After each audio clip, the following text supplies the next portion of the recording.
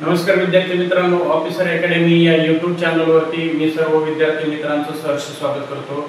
दरवेळी आपण नवीन एखादी जाहिरात आली तर नक्कीच आपण या YouTube चॅनलच्या माध्यमातून आपल्या विद्यार्थ्यांपर्यंत पोहोचवण्याचं काम करत असतो। अशीच एक जाहिरात आलेली आहे, ही जाहिरात तुमच्या समोर दिसते। भूमी अभिलेख विभाग महाराष्ट्र शासनाच्या अंतर्गत भूकर मापक या गट क संवर्गात एकूण 903 जागा आलेल्या आहेत। ओके, आता ही जाहिरात आलेली आहे नुकतीच 24 ऑक्टोबर पर्यंत फॉर्म आहे। सगळी माहिती या संपूर्ण जाहिरातीची माहिती आपण आजच्या या व्हिडिओमध्ये बघणार आहोत, कारण बऱ्याचशा विद्यार्थ्यांमध्ये एमपीएससी यूपीएससी असेल एसएससी बँकिंग रेल्वे सर्व स्पर्धा परीक्षेच्या तयारी विद्यार्थी करतो, पण जेमतेम त्याला सरळ सेवेच्या माध्यमातून जेडपीच्या अंतर्गत असतील इतर काही सोर्सेस असतील त्या मार्फत ज्या काही जाहिराती येतात त्या सुद्धा विद्यार्थ्यांना माहित होत नाही। आणि अशीच एक जाहिरात आलेली आहे आणि या संपूर्ण जाहिरातीची म्हणजे फॉर्म फिलअप करण्यापासून एग्जाम पॅटर्न कसा असतो, परीक्षा कशी होणार आहे, या सगळी माहिती या व्हिडिओ मध्ये मी देणार आहे। ठीक आहे, चला तर पाहूया आपण 903 पदे एकूण आलेले आहेत। सगळ्यात पहिला आहे की एकूण महाराष्ट्र शासनामध्ये 903 पदे भरली जाणार आहेत, आपल्याला माहित असेल। आणि या 903 पदामध्ये जर आपण बघितलं असेल, आता हा पाठ खूप महत्त्वाचा आहे बघा। 903 पद आलेली आहेत, मात्र जसं की आपण नेहमी बघतो की महाराष्ट्र शासनामध्ये एकूण 6 प्रशासकीय विभाग आहेत आणि एखादा विद्यार्थी फॉर्म भरतो तर त्या ठिकाणी स्पष्टपणे मी सांगेल, स्पष्ट अट दिलेली आहे की कोणताही विद्यार्थी हा एकाच विभागामध्ये फॉर्म भरू शकतो। ठीक आहे, आता या ठिकाणी महाराष्ट्र शासनाचे 6 प्रशासकीय विभाग आपल्याला दिसतात, महसूल विभाग दिसतात, 5 प्रादेशिक विभाग असतात आणि 6 महसूल विभाग असतात। आपण जर पाहिलं तर त्याचे डिवायडेशन शासनाने या ठिकाणी दिलेलं आहे। पहिला विभाग आपण पाहिला तर पुणे विभाग आहे आणि पुणे विभागामध्ये एकूण 83 जागा आहेत। ओके, आता ह्या 83 जागांमध्ये जर आपण पाहिलं तर पुणे विभागामध्ये एकूण 5 जिल्हे येतात, सातारा, सांगली, कोल्हापूर, पुणे। ओके, मग यामध्ये पुणे विभागामध्ये एखाद्या विद्यार्थ्यांना अर्ज करायचा असेल तर ते फक्त पुणे विभागात एकाच विभागात अर्ज करू शकतो। 83 जागा त्या ठिकाणी आहेत। दुसरं जर आपण पाहिलं तर कोकण विभाग असं म्हटलं जातं। आता ह्या कोकणामध्ये 7-8 जिल्हे आहेत, बरोबर, आणि त्यासाठी एकूण 259 जागा दिलेल्या आहेत। तिसरा आहे नाशिक विभाग, नाशिक विभागामध्ये 124 जागा आलेल्या आहेत। त्यानंतर चौथा विभाग पाहिला तर छत्रपती संभाजीनगर। ओके, या ठिकाणी एकूण 21 जागा आलेल्या आहेत। ठीक आहे, त्यानंतर आहे अमरावती विभाग, अमरावती विभागामध्ये 117 जागा आलेल्या आहेत।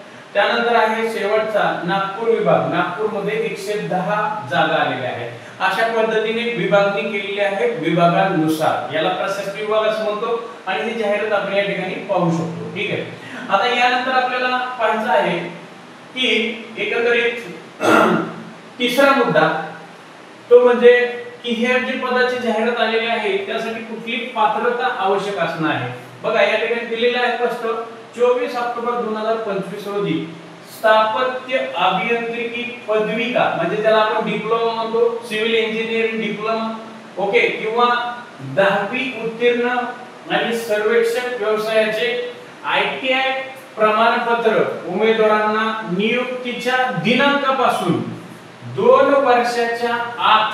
बघा आता पहिलं क्वालिफिकेशन समजून घेऊया, तुमच्याकडे सिव्हिल इंजिनिअरिंगचा डिप्लोमा असणं गरजेचं आहे।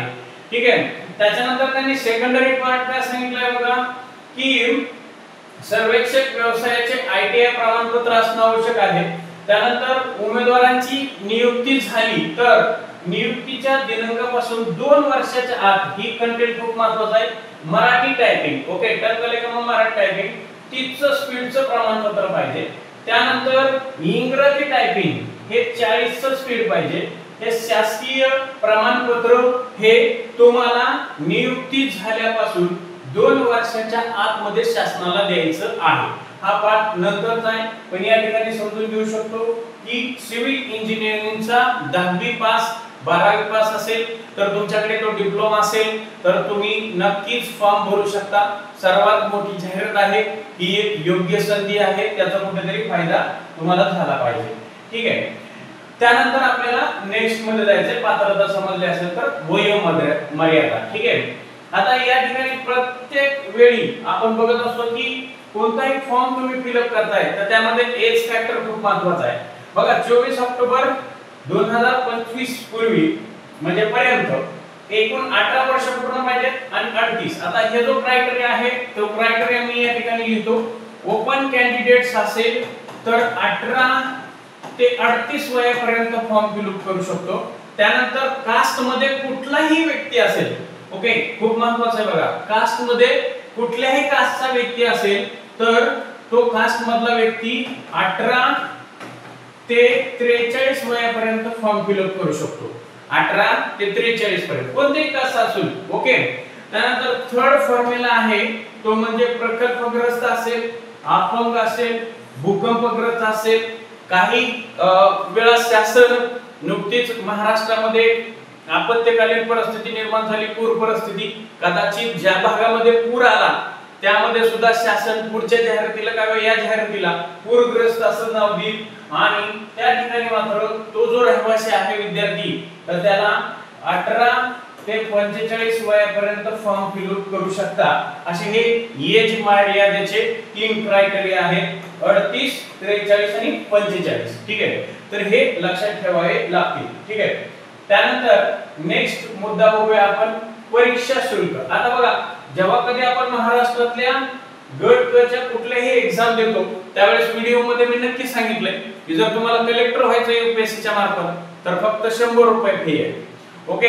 आणि कलेक्टर तलाट्याची नियुक्ती करतो. मागे तलाट्याची जाहिरात आपण पाहिली असेल तर शासन 1000 रुपये फी ठेवतं. ऍज इट इज जर पाहिलं आपण तर या ठिकाणी दिलेलं आहे मागासवर्गीय कुठल्याही कास्टचा विद्यार्थी असेल तर त्याला ऑनलाईन पद्धतीने 900 रुपये परीक्षा फी भरावी लागेल आणि अमागास म्हणजे ओपन कॅन्डिडेट्स असेल तर त्याला 1000 रुपये फी ऑनलाईन भरावी लागेल. ठीक आहे. आणि हा जो ऑनलाईन भरण्याची मुदत लास्ट तारीख जी आहे तर 24 ऑक्टोबर पर्यंत आहे लगा ऑनलाईन पद्धतीने, ओके. हे देखील आपल्याला या ठिकाणी लक्षात ठेवायचं आहे. ठीक आहे. त्यानंतर आपण बघूया नेक्स्ट मुद्दा की ऑनलाईन अर्ज कोणत्या साइट वरती करायचे आहे. बघा, आता ही जी एक्झाम आहे ती IBPS घेणार आहे, लक्षात घ्या. आणि म्हणून फॉर्म फिल अप करण्यासाठी 2 वेबसाईट आपल्याकडे दिसतात आहेत. ठीक आहे. आता महाराष्ट्र भूमी government.in या साइट वरती सुद्धा संकेतस्थळावरती तुम्ही ऑनलाईन अर्ज करू शकताय आणि IBPS मार्फत ही परीक्षा घेतली जाणार आहे, ऑनलाईन पद्धतीने परीक्षा होणार आहे, लक्षात घ्या. आणि म्हणून त्या ठिकाणी साइट सुद्धा तुम्हाला दिलेली आहे. या साइट वरती तुम्ही फॉर्म फिल अप करू शकता. ती लास्ट डेट लक्षात ठेवा 24 सप्टेंबर पर्यंत आहे. 24 सप्टेंबर पर्यंत तुम्हाला ऑनलाईन अर्ज फिल अप करायचे आहे. चला, यानंतरचा नेक्स्ट मुद्दा आहे की बऱ्याच वेळा आपण विचार करतो की एखादी जाहिरात आली की गट क ची जाहिरात आहे, लक्षात घ्या. तर नॉर्मली आपल्याकडे ABCD असे वर्गवर ठेवते, class 1 officer, class 2 officer, class 3 आणि क्लास 4, ओके.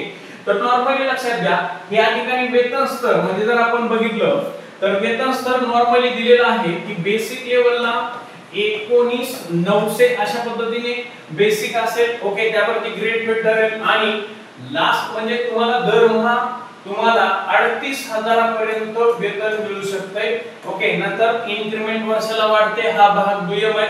पण स्टार्टिंग सॅलरी कमीत कमी तुम्हाला 38,000 पर्यंत जाऊ शकते. गट क ची ही पोस्ट आहे, लक्षात घ्या. म्हणजे हा वेतन स्तर तुम्हाला या ठिकाणी लक्षात ठेवायचा आहे.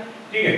त्यानंतर सगळ्यात महत्त्वाचं आहे की ज्या परीक्षेचा आपण फॉर्म फिल अप करतो तर त्यावेळी बऱ्याच वेळा विद्यार्थ्यांना माहिती नाही की या भूकरमापक या पदाची नेमकी ऑनलाईन एक्झाम होणार आहे आणि ऑनलाईन एक्झाम मध्ये परीक्षेचा पॅटर्न कशा पद्धतीने असेल आणि मला ह्याची शंका वाटते. ठीक आहे. तर नॉर्मली आपण जर याच्या अगोदर 2022 ला जाहिरात आली होती, लक्षात घ्या. याच्या अगोदर 2022 ला जाहिरात आली होती आणि त्यामध्ये परीक्षेचे 4 टप्पे दिलेले होते. ठीक आहे. सगळ्यात पहिलं होतं GS ला 25 मार्क 50 गुण. ठीक आहे. त्यानंतर होतं मॅथ ला 25 प्रश्न 50 गुण. ठीक आहे. त्यानंतर थर्ड ला होतं ते म्हणजे मराठी व्याकरण 25 प्रश्न 50 गुण. त्यानंतर होतो इंग्लिश ग्रामर. ठीक आहे. इंग्लिश ग्रामर 25 प्रश्न 50 गुण. म्हणजे अशा पद्धतीने या ठिकाणी पाहिलं तर 100 प्रश्न आणि 200 गुण असा नॉर्मली गट क चा पॅटर्न असतो 2022 च्या पद्धतीने. पण आता 2025 आहे, या ठिकाणी त्यांनी काही प्रमाणात जी काही डिग्री झालेली आहे, सिव्हिल डिप्लोमा झालेला आहे, सिव्हिल इंजिनिअरिंग तुमचं झालेलं आहे, तर त्याचे प्रश्न टाकले जाणार आहे. किमान 10 ते 15 क्वेश्चन येण्याची शक्यता नाकारता येत नाही. म्हणजेच 2025 ला तुम्हाला 5 टॉपिक अभ्यासावे लागतील असा एक अंदाज आहे. कारण परीक्षेचा पॅटर्न त्यांनी दिलेला नाही. तुम्ही जर नेटवरती जरी बघितलं तर हा पॅटर्न दिसतोय. परंतु मी अनेक वेळा विचार केला याच्यावरती की पण डिप्लोमा वरती किमान 10 तरी प्रश्न टाकण्याची चिन्ह आहेत किंवा इंग्लिश ग्रामर कॅन्सल करण्याचे चिन्ह आहेत. अशा पद्धतीचा परीक्षेचा पॅटर्न 5 टॉपिक तुम्हाला या ठिकाणी लक्षात ठेवायचे आहेत. ठीक आहे. यानंतर आपल्याला बघायचं आहे म्हणजेच की आपण ज्या एमपीएससी च्या असेल, यूपीएससी च्या असेल, एसएससी बँकिंग, रेल्वेच्या परीक्षा असतील, सरळ सेवेच्या परीक्षा असतील, याचं सखोल मार्गदर्शन नेहमीच करत असतो. ठीक आहे.